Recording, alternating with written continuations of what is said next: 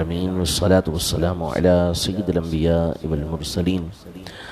اما بعد فاعوذ باللہ من الشیطان الرجیم بسم اللہ الرحمن الرحیم الصلاة والسلام علیک یا رسول اللہ وعلی آلک واصحابک یا حبیب اللہ۔ نبی محترم صلی اللہ تعالی علیہ وآلہ وسلم نے ارشاد فرمایا ثلاث مہلکات، تین چیزیں ایسی ہیں جو بندے کو ہلاک کر دینے والی ہیں، تباہ کر دینے والی ہیں۔ پہلی چیز ارشاد فرمائی شح مطاع، ایسی لالچ کہ جس کے پیچھے بندہ چلے،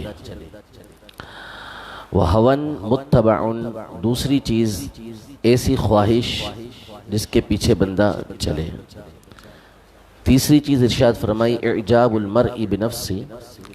آدمی کا خود پسند ہونا۔ لالچ انتہائی بری چیز ہے اور سخاوت یہ اللہ پاک کو پسند ہے۔ بخل کرنا، کنجوسی کرنا، لالچ کرنا، یہ بندے کو بہت دفعہ اللہ پاک کے حقوق کی ادائیگی سے روک دیتا ہے۔ یعنی اگر بندہ جو چیزیں اس پر خرچ کرنا واجب ہے، ضروری ہے،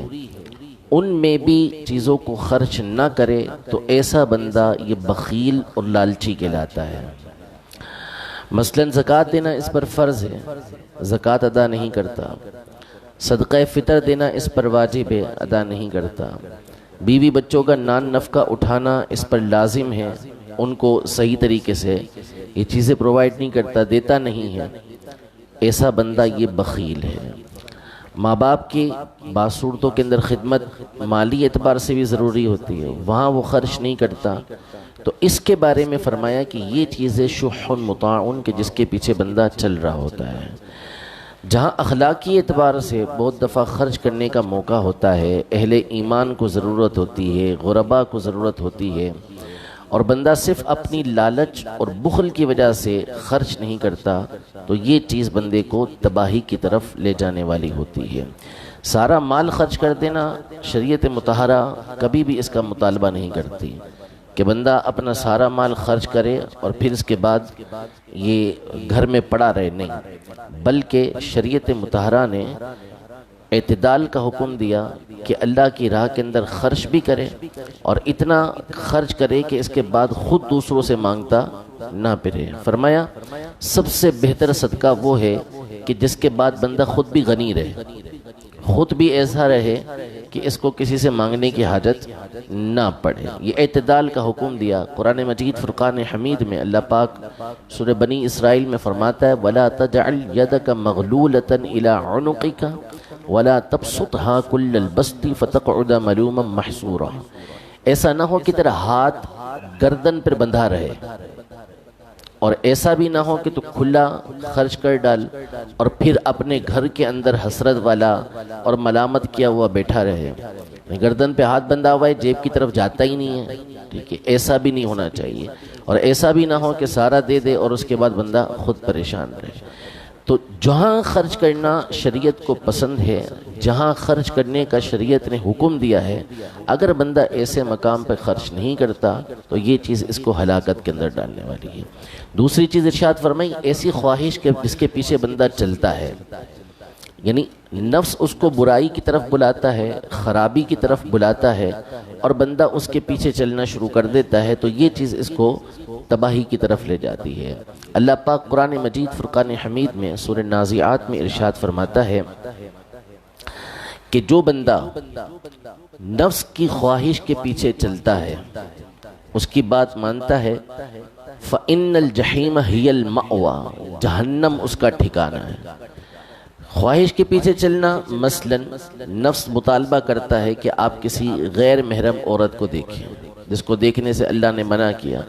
آپ نے اس کو دیکھنا شروع کر دیا۔ نفس کہہ رہا ہے کہ کسی کی غیبت سنیں، کسی کی برائی سنیں، خرابی سنیں،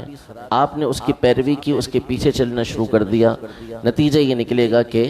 آپ نے اپنے نفس کی خواہش کی پیروی کی، فَإِنَّ الْجَحِيمَ هِيَ الْمَأْوَىٰ، اس کا ٹھکانہ یہ جہنم بن جائے گا۔ تو جہاں ہمارا نفس ایسی خواہش کرے کہ جس کی وجہ سے اللہ پاک کی نافرمانی ہوتی ہے، تو بندہ جب اس کے پیچھے چلتا ہے تو تباہ و برباد ہو جاتا ہے۔ تیسری چیز ارشاد فرمائی اعجاب المرء بنفسی، بندہ خود پسند ہو، یعنی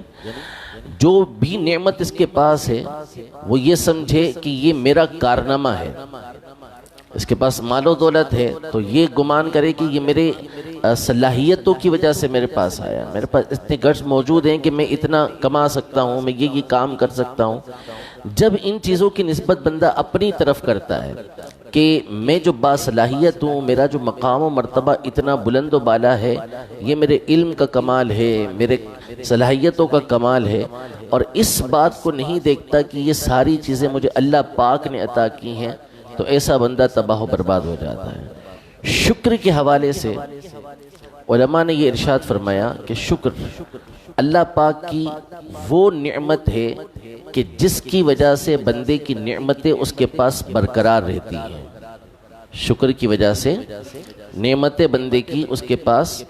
برقرار رہتی ہیں۔ عربی مقولہ ہے کہ النعم کالعوابد قیدوها بالشکر، جو نعمتیں ہیں اللہ پاک کی یہ وحشی درندوں کی طرح ہیں، وحشی جانوروں کی طرح ہیں۔ یعنی ایک جانور وہ ہوتا ہے جو پالتو ہوتا ہے، اس کو آپ نے پال لیا، اپنے گھر میں چھوڑ دیں، دروازہ کھلا ہوا ہے پھر بھی نہیں بھاگے گا، آپ کے گھر کے اندر ہی رہے گا، پھرتا رہے گا۔ لیکن اگر آپ کسی وحشی جانور کو پال لیں تو نتیجہ کیا نکلے گا؟ کبھی بھی دروازہ کھلے گا وہ بھاگ جائے گا۔ تو یہ ایک مثال دے کے سمجھایا، اسی طرح نعمتیں ہیں، اگر تو آپ اس کو ایسے ہی چھوڑ دیں گے تو یہ نعمتیں آپ کے پاس سے چلی جائیں گی، اور اگر آپ شکر کے ذریعے اس کو قید کر لیں گے تو یہ نعمتیں آپ کے پاس برقرار رہیں گی۔ تو یہ مثال ہے ایک کہ یہ جس طرح وحشی جانور ہوتے ہیں وہ ہمارے پاس ٹھہرتے نہیں ہیں، اسی طرح اگر نعمتوں کا شکر ادا نہ کیا جائے تو یہ ہمارے پاس سے چلی جاتی ہیں۔ اور شکر کی ایک صورت یہ بیان کی گئی کہ بندہ ہر نعمت کے بارے میں یہ گمان کرے کہ یہ اللہ پاک کی طرف سے ہے، اس بات کا یقین رکھے کہ یہ نعمت اللہ پاک کی طرف سے ہے۔ حضرت سیدنا داود علیہ نبینا و علیہ السلام، ان کی اللہ پاک نے قرآن پاک میں تعریف فرمائی ہے کہ یہ اور ان کی اولاد جو ہیں، ان کی آل جو ہے، یہ شکر گزار بندوں میں سے ہے۔ انہوں نے اللہ پاک کی بارگاہ میں عرض کی کہ یا اللہ، جب تو مجھے اپنی نعمت پر شکر کی توفیق عطا کرتا ہے، کوئی نعمت ملی، انعام ہوا تو شکر کی توفیق عطا کرتا ہے، تو تیرا شکر کیسے ادا ہو سکتا ہے کہ یہ شکر کی توفیق بھی تو نے ہی دی ہے، میں شکر ادا کر رہا ہوں، یہ تیری طرف سے تو توفیق ہے، تو شکر تیرا کیسے ادا ہو سکتا ہے؟ اللہ پاک ارشاد فرماتا ہے، موسیٰ علیہ السلام سے بھی فرمایا، آدم علیہ السلام سے بھی فرمایا کہ جب تم نے اس بات کو سمجھ لیا کہ ہر نعمت میری طرف سے ہے تو تم نے اس کا شکر ادا کر دیا۔ یہ شکر کی توفیق بھی اللہ پاک دے رہا ہے، جب بندہ اس بات کا تصور کر لیتا ہے تو تم نے شکر ادا کر دیا، یہ اللہ پاک کی طرف سے انعام ہے۔ تو جب بندہ یہ سمجھتا ہے کہ یہ ساری چیزیں میری طرف سے ہیں تو یہ بندے کو تباہی کی طرف لے جاتا ہے۔ آخرت کی تباہی اپنی جگہ پر ہے، دنیا میں اللہ پاک اس کی نعمتوں میں سے برکت کو اٹھا لیتا ہے۔ رب العزت جل وعلا ہمیں ان تینوں برائیوں سے بچنے کی توفیق عطا فرمائے۔ اللہ رب العزت جل وعلا ہمیں اپنی رضا والے کام کرنے کی توفیق عطا فرمائے، آمین بجاہ النبی الامین صلی اللہ تعالی علیہ وآلہ وسلم۔ اعوذ باللہ السمیع العلیم من الشیطان الرجیم، اعوذ باللہ السمیع العلیم من الشیطان الرجیم، اعوذ باللہ السمیع العلیم من الشیطان الرجیم، بسم اللہ الرحمن الرحیم، هو اللہ الذی لا الہ الا هو عالم الغيب والشهادة هو الرحمن الرحيم هو الله الذي لا إله إلا هو الملك القدوس السلام المؤمن المهيمن العزيز الجبار المتكبر سبحان الله عما يشركون هو الله الخالق البارئ المصور له الأسماء الحسنى يسبح له ما في السماوات والأرض وهو العزيز الحكيم.